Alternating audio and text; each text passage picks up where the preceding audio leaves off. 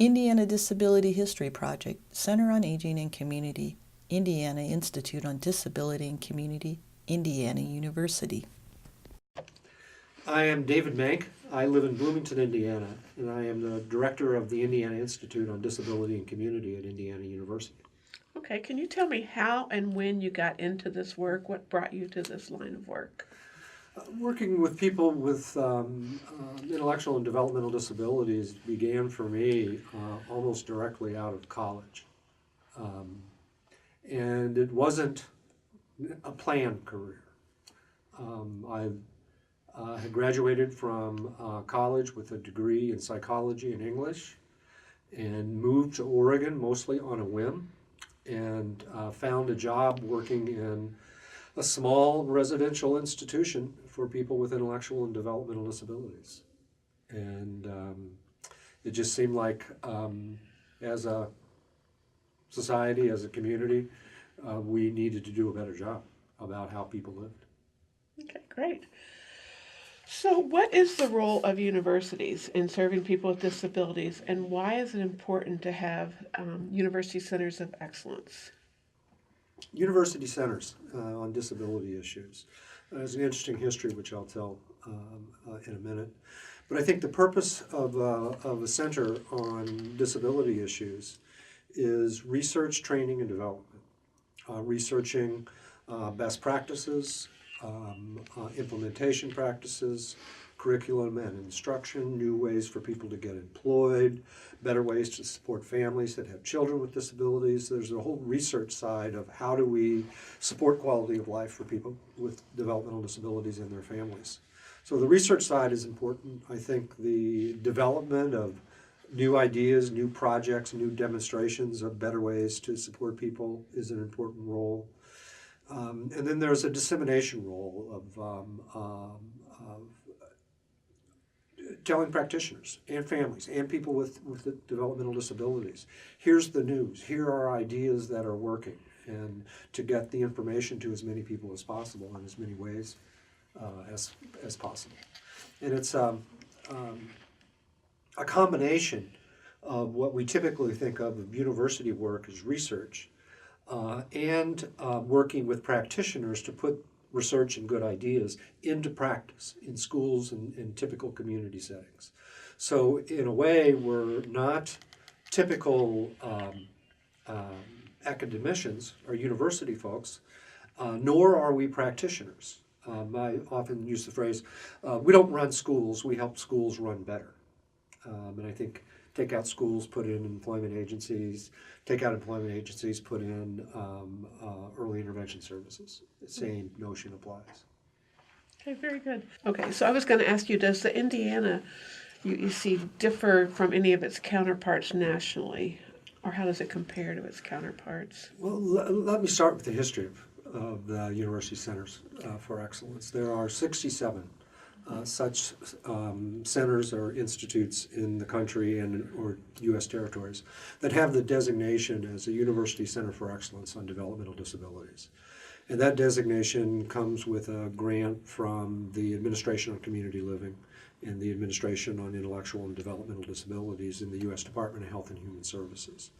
Every state has one, and a number of territories have one. A few states, California, New York, Georgia, some of the larger, Florida, some of the larger states have 2 or even 3.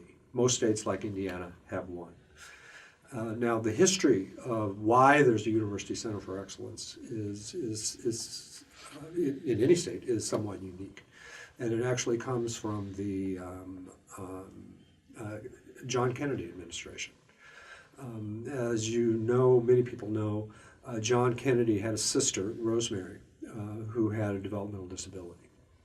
And he and the Kennedy family were keen to draw attention to the issue of quality of life or lack of services, the situation, if you will, of people with developmental disabilities in this country. Of course, in those days, in the 60s, the phrase was mental retardation, a phrase we haven't used for a decade or more now, instead saying intellectual or developmental disabilities. Well, I believe it was in 1962, Kennedy was preparing for the State of the Union address. And for the first time ever, the quality of life conditions for people with developmental disabilities he wanted to bring to the attention of the nation in the State of the Union address. And while he was doing this preparation, he realized he couldn't really find any information from anyone about the national status of people with developmental disabilities in the United States. And he was quite shocked by that, by report. And so he called his sister, Eunice. Now let me take a little sidetrack on the story before I move on down, because Eunice and the Kennedy family had a friend by the name of Bob Cook. And Bob Cook was a pediatrician who happened to live in Florida, I believe. And his specialty was, as a pediatrician, was children with developmental disabilities. So a very unusual sort of specialty in those days.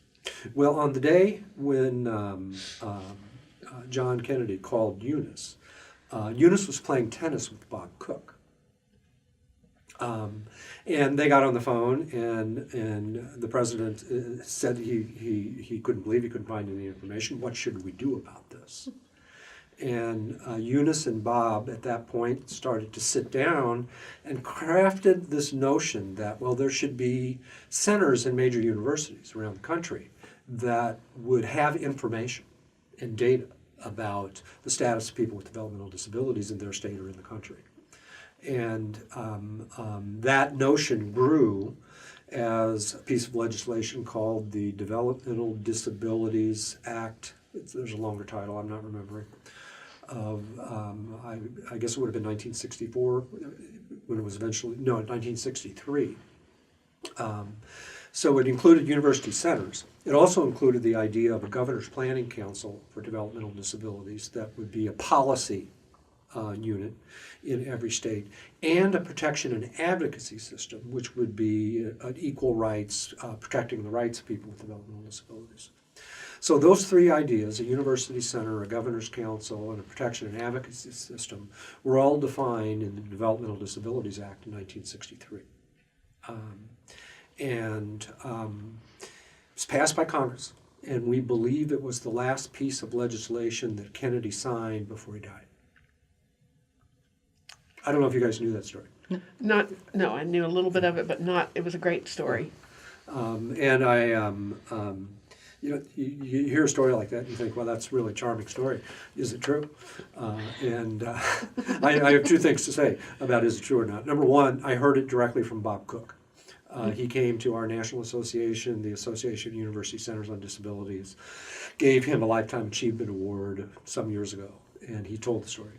And number two, if you look on the website, you can, if you do an internet search on Bob Cook and the Developmental Disabilities Act, you'll find a recount of pretty much that story of how that happened. So that was 1963. It takes a while to fund 67 centers or develop those around the country. They essentially began in the 70s to start funding university centers. And Indiana University, where we sit now at 1905 North Range Road, was built with funds from that started with that legislation in we believe about 1970 it would have been. I could be wrong exactly on the date. We'll correct that later if we need to. The last university center, Wyoming, was funded in 1996. So it took 25 or so years to go from initially starting university centers to having one actually in every state in the country. That's great. Indiana's university center is similar in many ways, unique in many ways as well. We all carry a mission of research, dissemination, and preparation of students, primarily graduate students, for careers related to working with people with developmental disabilities. So there are those general similarities, but then there is a uniqueness to each one, based on their opportunities, how the staff developed over time, the issues they were invited to be a part of. Some university centers have a healthcare orientation primarily and are located in medical schools. Some are more purposed to community services and education, as we are here at the Indiana Institute on Disability and Community, and are involved in early intervention services, preschools, schools, employment programs, residential supports, aging supports, autism supports, and the like.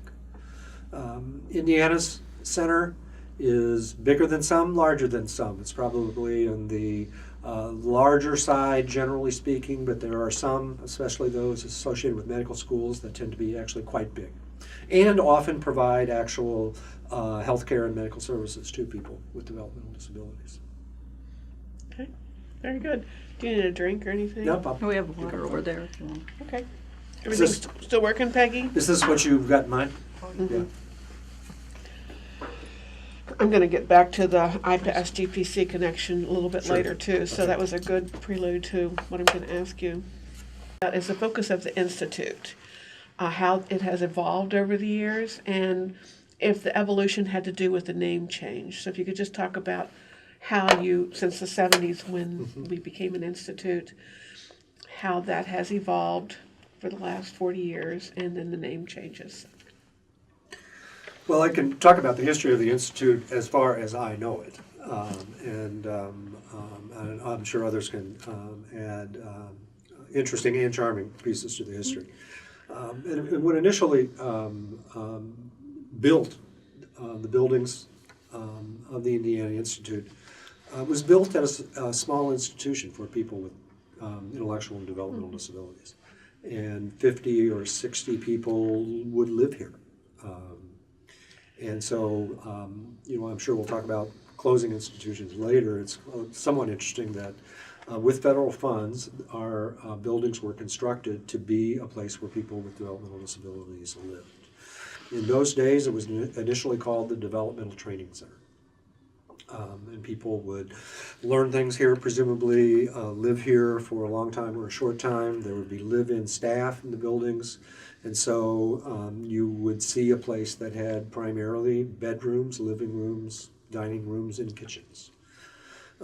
Over the years, as the notion of institutionalizing people with developmental disabilities, we discovered it's not a very good way for people to live, separated from the rest of us in community.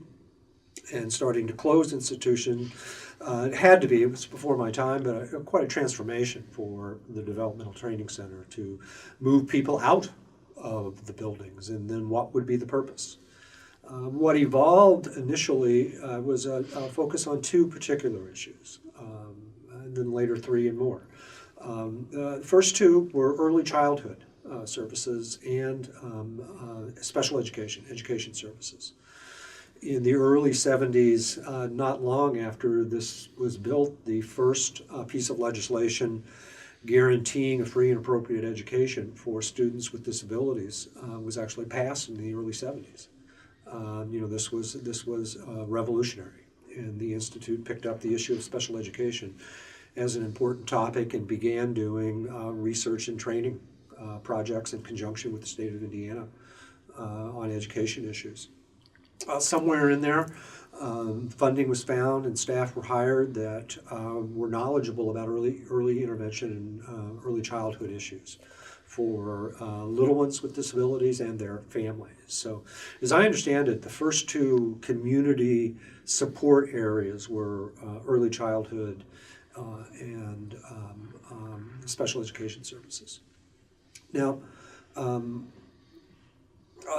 little bit later, a unique focus emerged on the part of the Indiana Institute, and that was on autism issues. I'm not exactly sure how that emerged, but it had to have come from families and interested legislators that wanted to create a center specific to issues for people with autism. And when the Indiana Resource Center for Autism was created. We'll have to look up exact dates for that. I'm thinking it was sometime in the 80s when the Indiana Resource Center on Autism emerged with support from the Indiana legislature, and even to the point of creating a legislative commission on autism that would have multiple meetings a year and was specific to autism issues. Now, what's interesting about that is a couple of things. Number one, that there would be a legislative commission related to a specific disability. Along the same time, a legislative commission on developmental disabilities was created, but that's an additional commission separate from, has some overlap with, but it's largely separate from the Autism Commission. But it was important enough to constituents of people with autism and families that had children with autism to create a specific focus for fear of being overlooked in other areas. Now, at the time, the diagnosis of people with autism was maybe 1 in 3,000 or 4,000 that we knew of.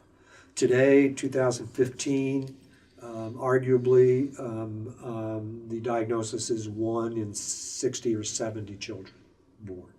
Now, the definitions have changed somewhat, but I think there's also pretty clear that there has been an increase in the diagnosis of autism well beyond any definitional issues.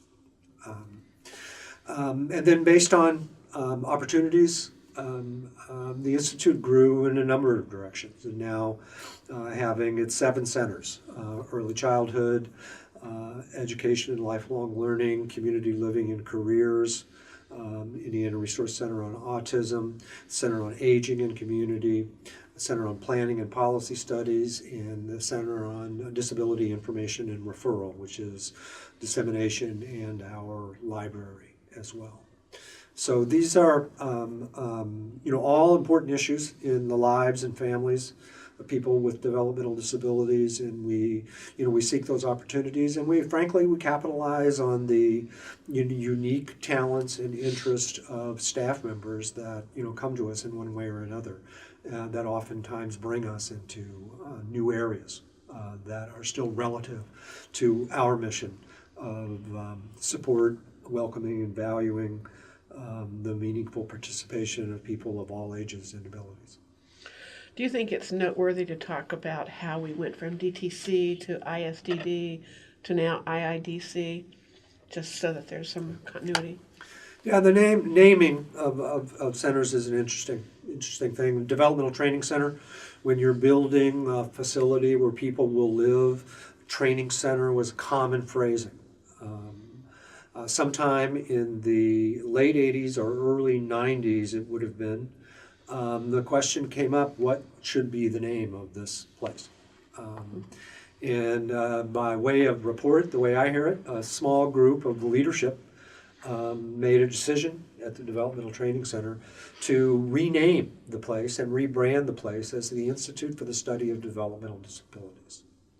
Now, in the late 80s and early 90s, the notion of disability studies was emerging in universities and special education programs in universities around the country. And in fact, a number of universities created majors, primarily graduate programs in disability studies. So the phrasing of disability studies was emerging, and today it's not common, but it's not uncommon either. And the notion of studying disabilities, certainly an area worthy of research, et cetera. And the name was agreed upon, the Institute for the Study of Developmental Disabilities. Not long after I arrived in Bloomington in the Institute in 1996, I began hearing discussions from self-advocates of people with developmental disabilities, as well as advocacy organizations and families that would comment on the word study. And on more than one occasion, remembering people asking, why do you study us? And I could see there was that's almost well, often delivered with a smile. There was also a notion of discomfort of this. It's like, you're an institute that studies us. What does that mean? And we took that seriously. And while honoring the origins in the name, we began in what would have been about 1998 or 99, I think, a community process, both the Institute community and our broader constituents, our advocacy community. I think we held focus groups with various groups around the state and asked the question about what matters in a name. And we spent the better part of a year, as I recall, and in that conversation, a couple of things emerged. One, while our origins have been in our history very much tied up in intellectual and developmental disabilities, there's much of our work that touches disability issues more broadly than that. And while wanting to certainly honor our history and certainly where we are today and so much of our work being about developmental disabilities, we didn't necessarily want that to be constraining to our work. So we came to consensus that disability would probably be in our name rather than developmental disability. Along the same line, the notion of community as opposed to a special place for people with disabilities was extremely important, in that people with disabilities should be people in community, the way people with brown eyes, people in community, or people of other identifiable labels, but it's not about the label. The fact is, community is the place for everybody. So we like the word institute. It had been part of the label for a decade or more. And slowly we came to, there would be these words in the name: institute, community, and disability. And then we wondered, how shall we name it? We knew that in New Hampshire there was the Institute on Disability. No label ahead of the IOD, the Institute on Disability. In other places, the Center on, the Institute on, et cetera, et cetera. And gradually, kind of the obvious, I think, dawned on us, and that the Institute on Disability isn't the only Institute on Disability. However, we were, for all intents and purposes, the only Indiana Institute on Disability and Community. And we adopted that phrasing, tested it out kind of among ourselves and among our constituents, kind of familiarized ourselves with trying to say it after having said the Institute for the Study of Developmental Disabilities for a decade or more, and finally adopted and did a rebranding effort to become the Indiana Institute on Disability and Community. Perfect. Is that you guys have been here longer than I have. So that's my memory of kind of how that Yes, evolved. that's pretty much how I remember it as well. So Dr. Schroeder handed the reins of the Institute over to you when you came about 20 years ago. Did he impart any words of wisdom to you as he walked off and welcomed you to the new role of Institute Director? Dr. Henry Schroeder was director of the Institute for 25 years, almost its entire history before 1996. I think there were others that had been named director. I know a former faculty member named Sam Guskin was involved in creating the Developmental Training Center initially. But for all intents and purposes, the first permanent and long-standing director was Henry Schroeder, and he just did an incredible job of putting together just a wonderful group of professionals and family members doing work about quality of life for people with developmental disabilities. I remember the day, Henry handed me the master key, and it's the single item I have carried with me every day since August of 1996. This single key that opens up every door in the place, and I became a student of how Henry had set this place up and how he ran it, both organizationally and financially. And he'd say things like, he had a great sense of humor and great, just incredible insights. He'd say things like, "Remember, everybody wants something, and to know that, and not in a kind way. Is everybody needs something, and they're talking to you because they think the Institute can help." And that seemed like a special responsibility. It's like people are talking to you because they want something, they need something. And they see maybe the Institute as an avenue for something better for themselves, their family members, their school, their employment agency, their community, their neighborhood. What else did Henry tell me? He told me what the Institute does for Indiana is really important. And he said he made it his business to make sure all of the centers that are part of the Institute understood that Indiana is important and we needed to serve Indiana. And I think we honored that in our naming of the Indiana Institute on Disability and Community. But the other things he imparted that we didn't necessarily talk about all that much was a financial structure for trying to run a small business like an institute that's part of a major university. And a lot of the financial structures that he set up, we maintain today because they worked. And they worked well. And I saw no reason to adopt. We've had to evolve and grow and change with the times, of course, and the technology changes in the world. But some of the basic assumptions and structures in financial operations is remarkably the same. And I credit Henry and Harriet Figg, his business officer for so many years, for constructing a structure that works. I was just wondering if now would be a good time maybe to talk about the advisory council, just what their role is. Okay. Okay. Since we're talking about the beginnings and Right. I don't know when it started. Do you? Yeah. Yeah, the Institute, like every other university center in the country, has a consumer advisory council. And actually, the notion of a consumer advisory council is in the legislation now. And so it's expected to be largely people with intellectual and developmental disabilities or family members with other interested constituencies. We, of course, include our partners in the Developmental Disabilities Act, the director of the Protection and Advocacy System, and the director of the Governor's Planning Council. Our council meets twice a year, and as we tell them, your role is advisory and to help us think ahead. The truth of the matter is, in any kind of organization like this, what happens in the next 6 months is already in the books. The plan has been made, the finances have been set up, the grants were written, the promises were made, and we're fulfilling our responsibility and our promises for the next 6 months, a year, even 2 years, in large part. What happens after that is an open question.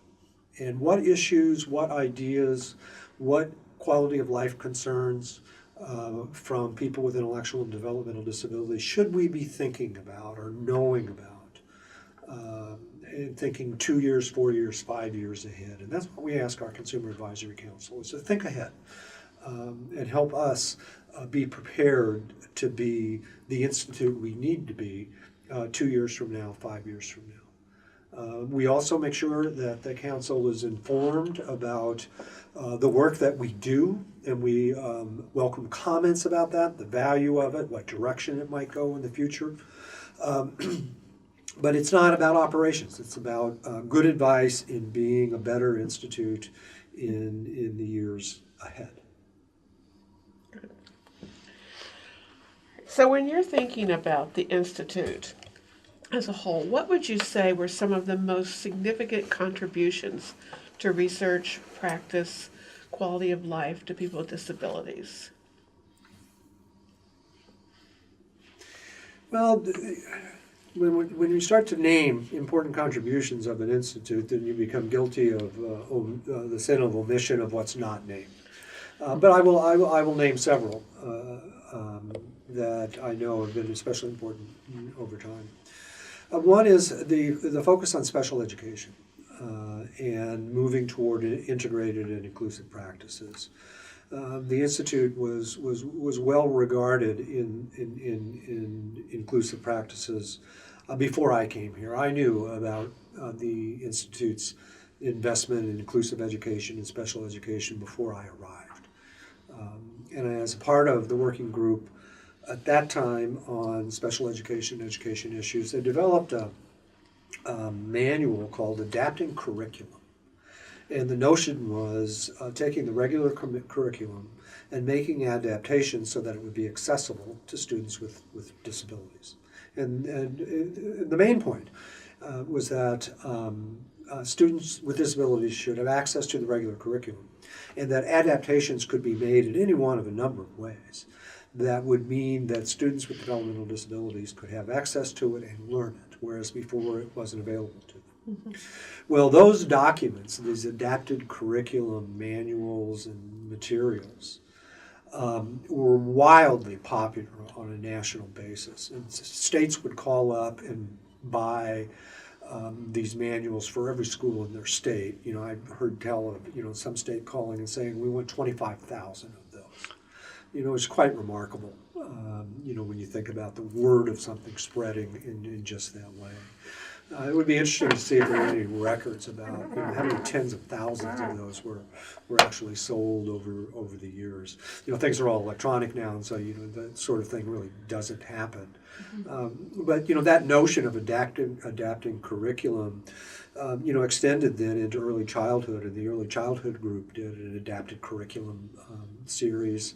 I actually think the Center on Aging and Community, there was a point where they had some adapted curriculum kinds of materials. So I think that just that notion is really important.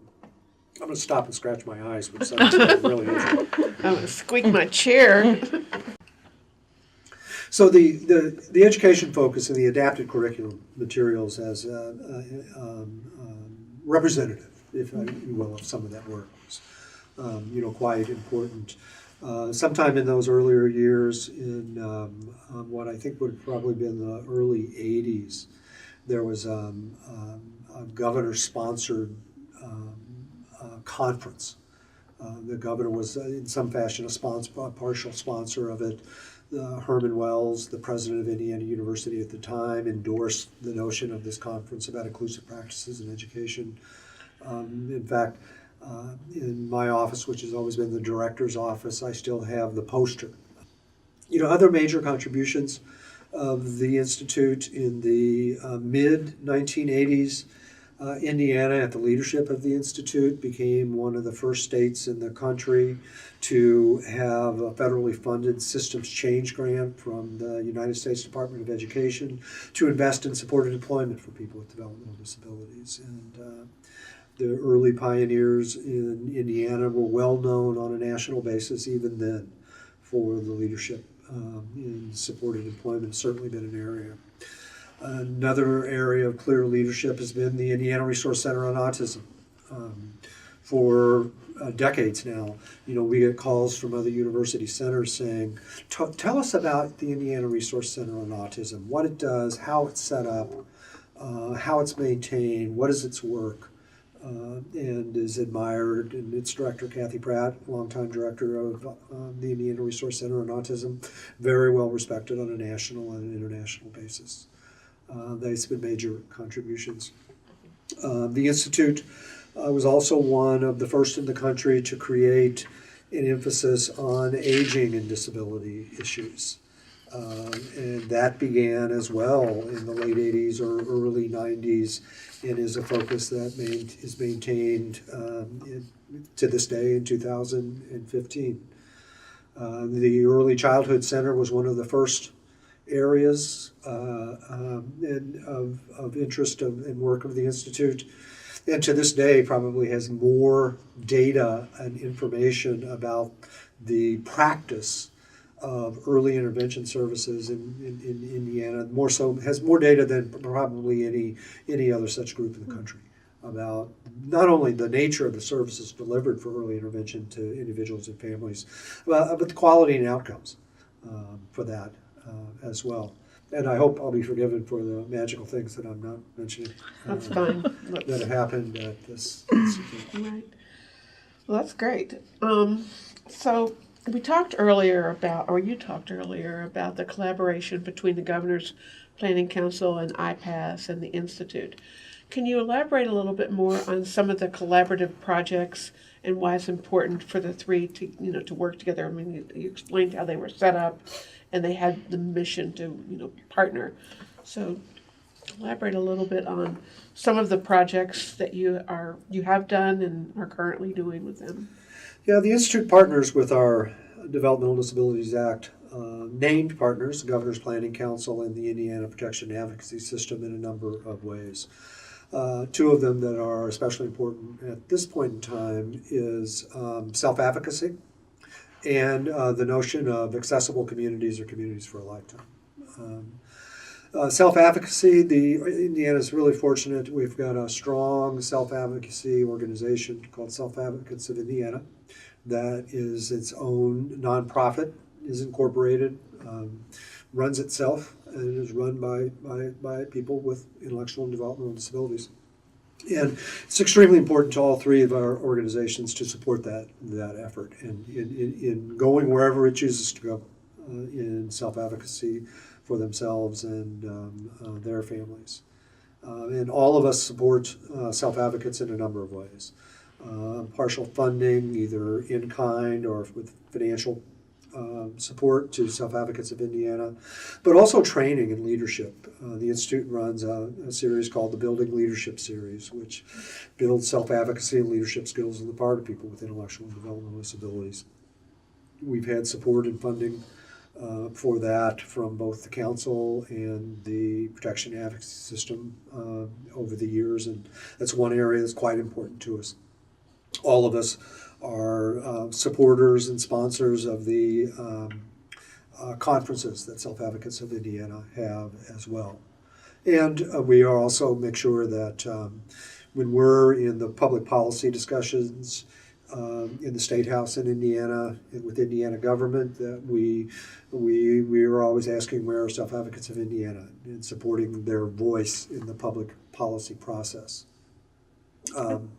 A second area that's been more recent is an effort we've been working on, particularly with the Governor's Council, but just more recently is the Indiana Protection and Advocacy System has been quite intrigued by this notion of communities for a lifetime, because what that really is the notion that a community should be for everyone, whether that's about young or old, middle-aged, little kids, people with disabilities, people of different cultures, backgrounds, etc., and that we all belong together, and that we can make a place, our towns, our cities, our communities, that work for everyone, that are accessible, that have things like shopping for your needs nearby, that have stores and services that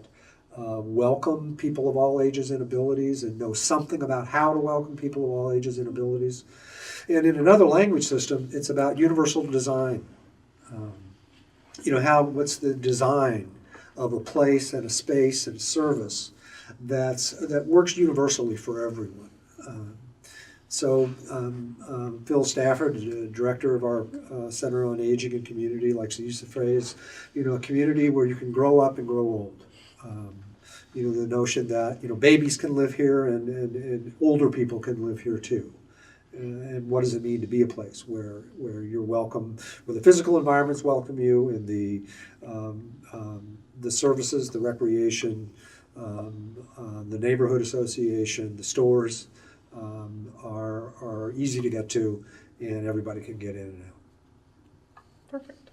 It fits with our name too, community. Yeah. Okay, this next question is kind of long, so I'm going to read it to you, and you can think about it, and then we might break it up. Okay.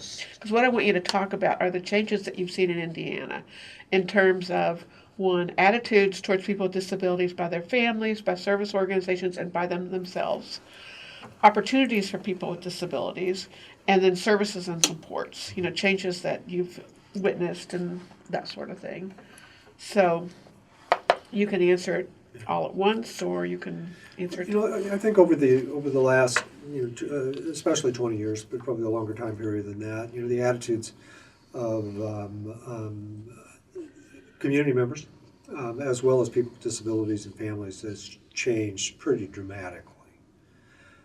From a community standpoint, people with disabilities and people with developmental disabilities are seen in our community now, in employment, in stores, in the same places that everybody else shows up. Whether it's at a movie, or the grocery store, or the classroom.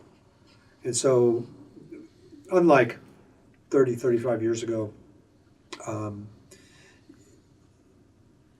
it's common to see someone with an identifiable disability in the community, and community members have come to realize, oh, there are those among us that have disabilities.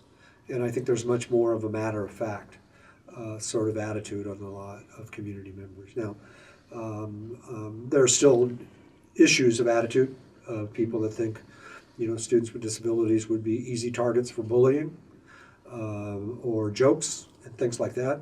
And those things certainly do still happen. But I think by and large, from a community standpoint, disability has become discussable in a constructive way. What's interesting about attitudes and how we use language is to reflect on a phrase in the Americans with Disabilities Act, which was passed in 1990, so now it's 25 years old. So 25 years ago, using the phrase, disability is part of the human experience. And frankly saying that, either by virtue of an accident, birth, or aging, disability will touch everyone. And is a natural part of the human experience, is actually the phrase. The disability is a natural part of the human experience. And I think the community much more reflects that than it has in the past. The part of attitudes of people with disabilities and family members, I think the most important shift has been the shift to we're community members and we belong like everybody else. Whereas earlier versions of attitudes that I think people and families were somewhat forced into was an attitude of gratefulness, gratitude. Mm-hmm. It's like, be grateful for whatever you're getting.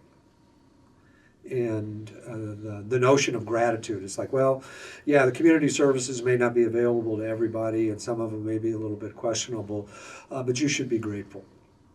I actually learned that lesson of people moving from a gratitude attitude to something beyond to full membership from a woman by the name of Lucy Gwynn, who herself was a woman that had a brain injury as an adult. And Lucy is self-advocate from New York, I believe it was. I'm not sure about where she was from. She started a newsletter in the early 1990s. And the first title of the newsletter was, "This Brain Has a Mouth." And later on, the newsletter evolved to simply Mouth. And Lucy was a brilliant writer and satirist. And she had, and I don't think she's doing Mouth anymore. I should look that up on the web and see what's happened to Mouth, because it was largely her and a couple other people. It was a fabulous newsletter. Exposés about institutions and a lot of self-advocacy things, a lot of satire and disability jokes that people with disabilities could tell. Mm-hmm. Like the classic cartoon of someone in a wheelchair, a student in a wheelchair outside of a school, and it had snowed. And there's snow on the steps and snow on the ramp. And the guy with the snow shovel turns to the child in the wheelchair and says, "I'll get to the ramp after I shovel the stairs." And the humor being, if you just shovel the ramp, then everybody could get in. So just hard hitting, but pretty. There's humor in those things. So Mouth was fabulous, and Lucy liked me because I ended up being one of the first 15 people that actually paid for the newsletter, and so she always remembered my name because I was one of the first paying members. And she did an entire edition of Mouth, and it was called the Gratitude Issue. And it just laid wide open this notion of how people with disabilities were taught to you be grateful, and that was completely uncalled for. And I think we're well past that now. Another thing that I think we're moving past is, I hope we are, is people needing to demand their rights. There are still inequities, there's no question, and people's rights do get run over. But I think far less so than in years past, and things like the Americans with Disabilities Act help in that regard. And when you're always demanding your rights, it's hard to be the regular participant at the meeting of the Commission of Parks and Recreation. When the point is participate in the community issue. And when you've got to demand your rights, it's harder to be that full member and participant. And I think we're in a time now of moving through the attitude being, I have to demand my rights or my rights won't be respected. And I hope we're moving toward the attitude of the community needs all of us, and it needs the contributions of all of us, and the attitude of people with disabilities should be, and their families should be, what do you need from us? And we'll tell you what we need from you. What about how people with disabilities see themselves? You touched on that a little bit, but do you think that attitude, and some of the answers are obvious, but do you think that attitude has changed as well? Well, I will always first refer to people with disabilities speaking for themselves about their attitudes, and will follow as they speak. What I've heard and what I've come to believe is that people's attitudes are moving the same direction of realizing it's like, wait a minute, it's not about being grateful, it's about being a member. And I think we're seeing increasingly people with disabilities getting involved in more of the community issues. Although I think it's extremely important that particularly people with intellectual and developmental disabilities be a continued and increasing strong voice in developmental disability issues of the day, and be in the rooms of where decisions get made about funding services and issues for people with developmental disabilities. For way too long, decisions were getting made by policymakers, even people like us being asked for help, and there was no one with an intellectual or developmental disability in the room. It's like, well, wait a minute, what's that about? Now there is, we're seeing some change in self-advocacy organizations, and I credit Indiana for providing funding to self-advocates of Indiana, so that there actually are paid staff with developmental disabilities. Because one of the things that has made me uncomfortable, even as people with disabilities and family members began to be invited to policy meetings or commission meetings or hearings or committee meetings that the government would have, I would look around the room and I would be uncomfortable, even when people with disabilities were in the room, and uncomfortable for this reason. Everybody in the room was getting paid to be in the room, but not the family member and not the person with the disability. Family member had to take a day off work. Likewise, the person with the disability, if they had a job. But everybody else is getting paid to be in the room and contribute, and they're not. It's like that. It's made me uncomfortable, and I think, the notion of that Indiana now has, funding self-advocates of Indiana is a move in the right direction with that. And again, I will listen to the voice of people with disabilities, and some of the most, I think, important and cutting and instructive comments from people with disabilities are actually now posters. Things that say like, to boldly go where everyone else has gone before is kind of an ouch phrase that originated for people with disabilities. And it's like, people that don't have disabilities or community members that don't think about disability, it's like, to take notion of that the notion that people with disabilities are asking for something. What they're asking for is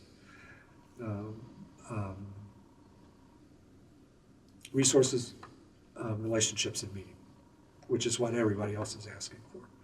Another phrase that's been around from self-advocates for quite some time that I think is especially important, says a lot about attitude, is nothing about us without us, which kind of speaks to that notion of who's in the room when a new funding rate gets set for a Medicaid waiver structure.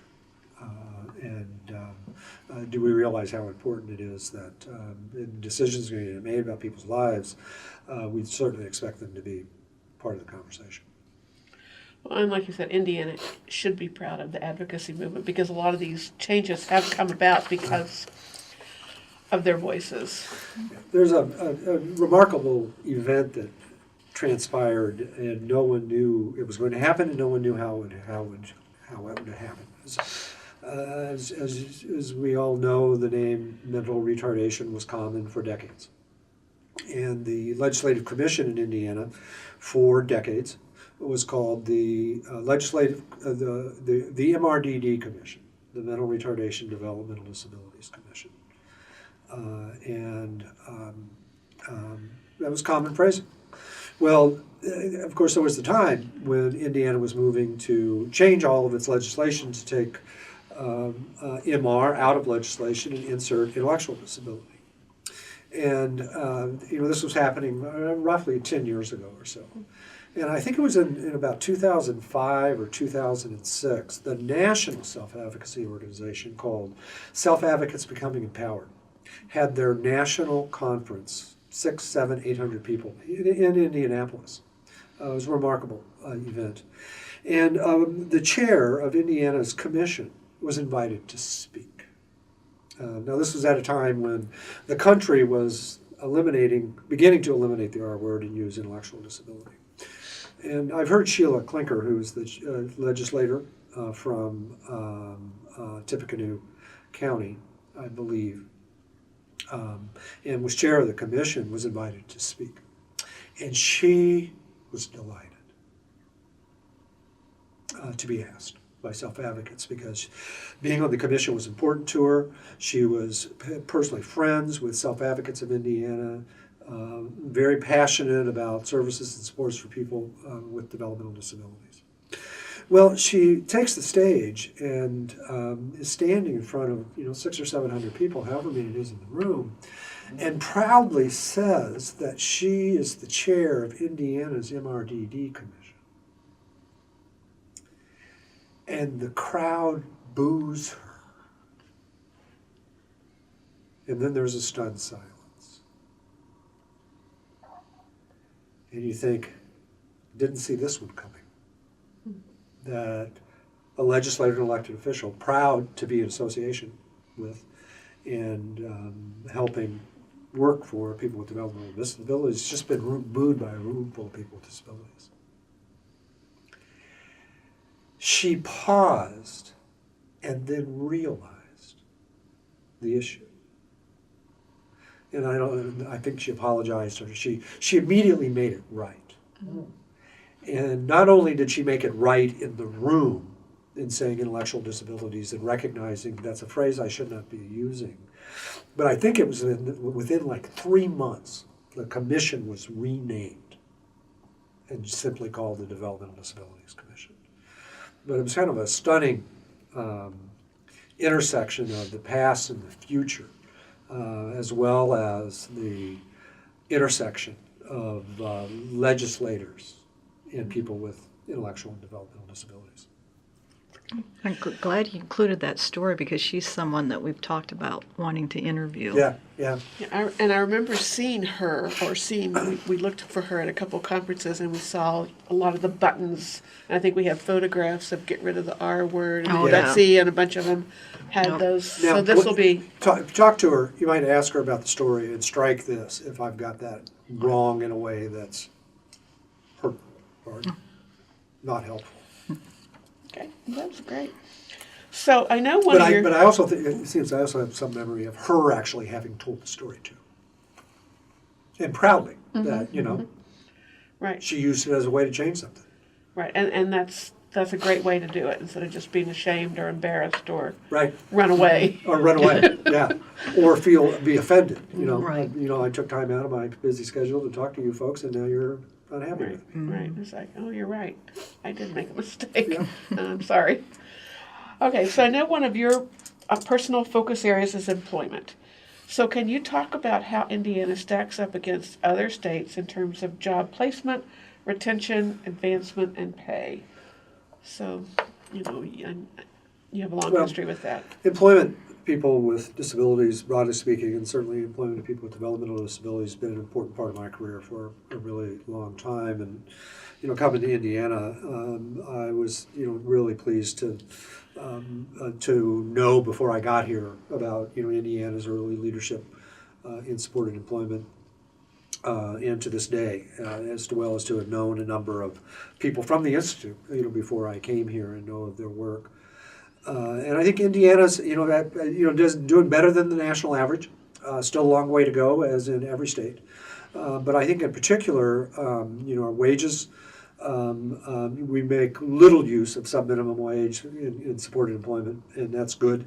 And so people are making above minimum wage by and large in supported employment in community jobs.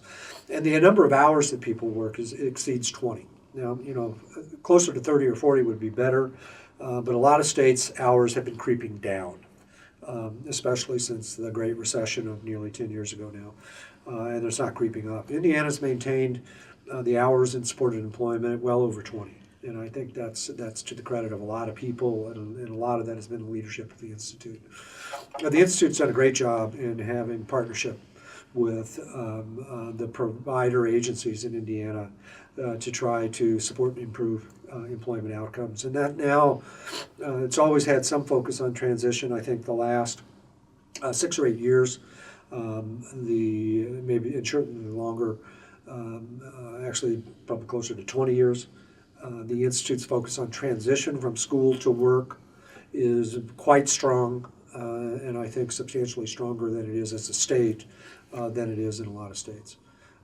And we've got things going now with entire school districts to try to do a better job of students going directly to work as opposed to a segregated setting before they get a chance to work. And I think that's to Indiana's credit as well. And I see no reason to not continue to expect the Institute to be a leader in the decade ahead on employment and transition issues.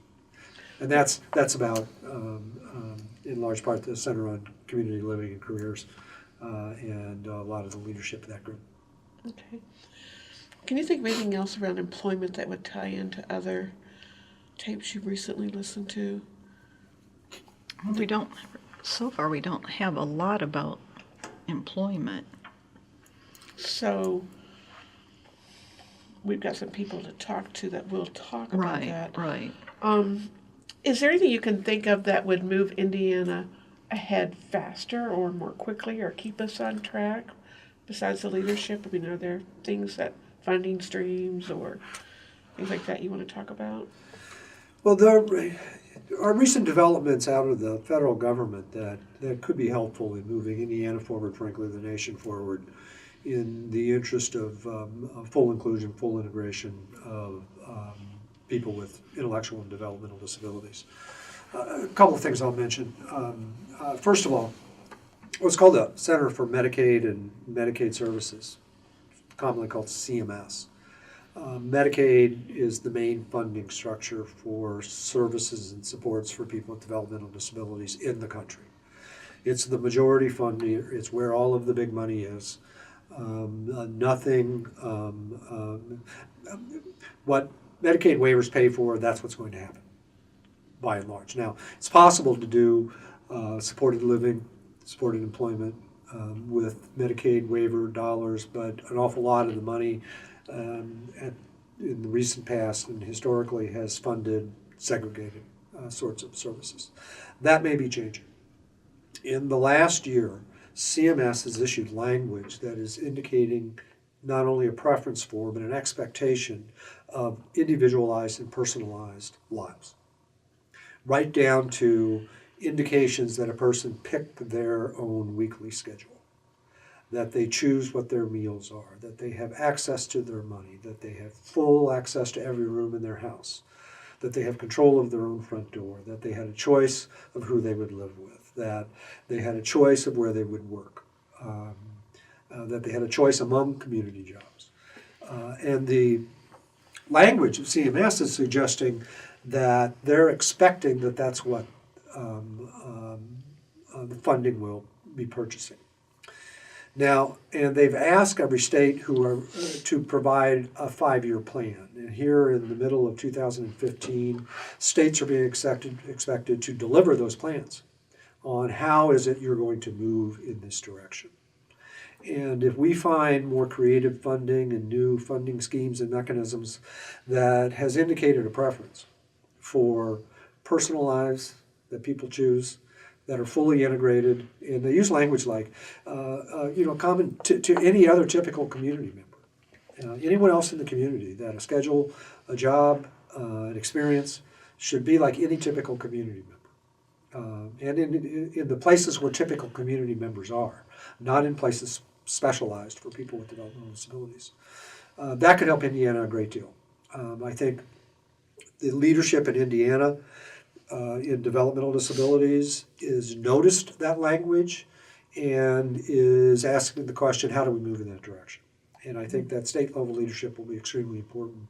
And I know the Institute already has a role in that conversation about trying to answer the question, how? Not if we move in the direction of more inclusive employment in communities, but how do we do that in Indiana? And I think that's just an opportunity that we're, it may be an opportunity for every state, but I think Indiana's ready for it. The leadership's ready for it. We understand it, and we've got community partners that would want to go to the same place fairly quickly. Well, that kind of leads into the next question. Do you need a drink before we go to the next question? Okay, I'm going to come back to this question in a minute. But given what you just said, what do you see as present and foreseeable trends in the field of disability and people coming out of school? What sorts of skills, education, and training do you think they'll need to have to be successful in supporting people with disabilities? Oh, particularly around transition from school to work, I think we've collectively realized that it may be one of the most important transitions, because that's the bridge between childhood and adult life. And getting started into adult life, well, we know that's how important that is for any young person. We also know, and the data is extremely clear, that if you have multiple job experiences while you're still in school, you have a disability, you're far, far more likely to have a job when you're 25. And the single most important thing we can do frankly, I think this ought to be true for kids without disabilities, as well as students with disabilities, is 3 or 4 or 5 job experiences before the age of 21. And even starting, hopefully, at the age of 16, in getting multiple job experiences, not only to find out what you can do and want to do, but to find out what you're not very good at and don't want to do. So I think that's become extremely clear now in anybody that is associated with high school in particular, and certainly the transition years. And on a national basis, it's almost like an aha moment. If you look at where the Department of Education is going, the Department of Labor, Social Security Administration, and others. And I think if you think about it, if I've been at the Institute close to 20 years, if we had collectively done a better job with every young person with a disability coming out of school, and if we had said, we're not going to do anything but make sure 80% of the young people with disabilities coming out of school have a job at 21, we'd be having a different conversation today. Because then there would be the expectation that almost every kid coming out of school would either be in post-secondary education or in a job. The trajectory would be really clear. I think we know that this time, that if we do a great job at transition, that in 30 years the problem's solved. Now, we also need to be asking people in sheltered workshops and day settings, what do you want to do? And when we had a doctoral student here a few years ago, Alberto Migliori, He interviewed 200 people that went to a sheltered workshop every day. 2/3 or more, when asked, said they'd like to try a job in the community. We need to continue to ask that question and then try to figure out, when 2/3 say they'd like a job in the community, what do we need to do to try to offer that up? Peggy and I interviewed a bunch of older people, do you remember? And asked them what they'd like to do when they retired. And Yeah. they were already at retirement age, Yeah. many of them. And they would Want a say, good like, a job in the community. I'd like a job in my retirement. Yeah. A lot of people in retirement say that. Just a second here. Okay, so you see one trend being transitioned from, like you were saying, having X number of jobs before you're 21. And did you also include in there the transition that more kids are going on to post-secondary education? I did. Well, I've mentioned it, but I could talk about Is it. that another trend? And are there other trends that you see coming that you feel like you'd like to talk about? Well, the transition to employment is an appropriate one for many, maybe most, of young people with significant developmental disabilities coming out of school. But in the last 10 years, the notion of people with intellectual and developmental disabilities going to post-secondary education is becoming a possibility. There are easily several hundred projects now around the country, post-secondary education environments, where young people with intellectual and developmental disabilities are on college campuses, taking classes, joining social clubs, getting job experiences, etc. A lot of those classes that students are taking are integrated with other students. So increasingly, post-secondary education is becoming a possibility. I think it's probably only a small fraction, for whom it's truly available in this country. Indiana's fortunate at this time. In just the last 5 years, 6 or 7 campuses now include people with intellectual or developmental disabilities, and 2 of those either have or soon will have students with developmental disabilities living on campus in addition to taking classes. And post-secondary education for any of families, young people, is about getting an education, learning something. It's about getting some kind of work experience so that you feel like I've got the resume lines to get a good job when I leave. And it's about social participation. It's like being a member of the college community, in however you define that. And I think we've got to make sure we do all three. Learn something, get into classes, get work experiences to build the resume, and look at the social context and show up and recreate, contribute where you want to, which is what college is about, is finding out, where is it socially you want to show up and both have a good time or contribute in some way. I expect that to continue. I think the hardest part about the post-secondary education program is to make sure they include the vocational component. And I think that's absolutely critical. Post-secondary education can't be a place you go before you start looking for work. It's got to be a place that builds resumes. And that's, you think about it, college is a time when any young person is building a resume that gets them that first more permanent, more full-time job. And that's the language we need to start using. It's not about, if a person with a disability has a part-time job, we call it good. It's like, wait a minute, the standards and the expectations is for the same standards and expectations as anybody else. So, saying it's okay for somebody to work 10 hours a week, it's like, well, who said that's okay because somebody has a disability? It's like, well, wait a minute. You got to pay your own bills? Then you probably got to be working more. Right, you can't live on 10 hours a week. Okay. All right. I think there's like 1 or 2 more, and I'm trying to figure out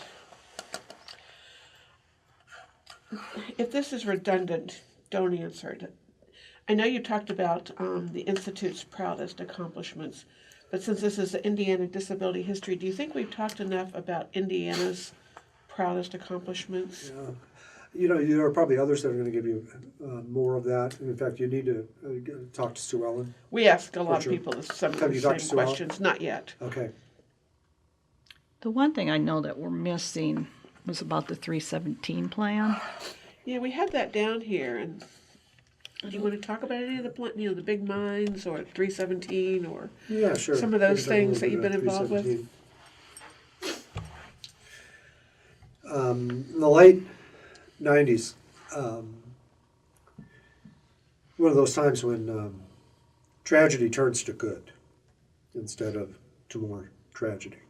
And the tragedy, in about 1997 or 98, 97 I suppose, was an employee at Newcastle State School, whatever the name of it was in Newcastle, an institution for people with developmental disabilities. And an employee that worked there, extremely unhappy and offended with what was going on in the institution for people with developmental disabilities, snuck in a video camera in a purse or a bag and provided videotape to a TV station of people with developmental disabilities being made to sit in chairs, hit over the head with clipboards, spoken to rudely and cursed at, and all of the things that you can believe when you're told happen in institutions, but you don't want to think about it or believe it,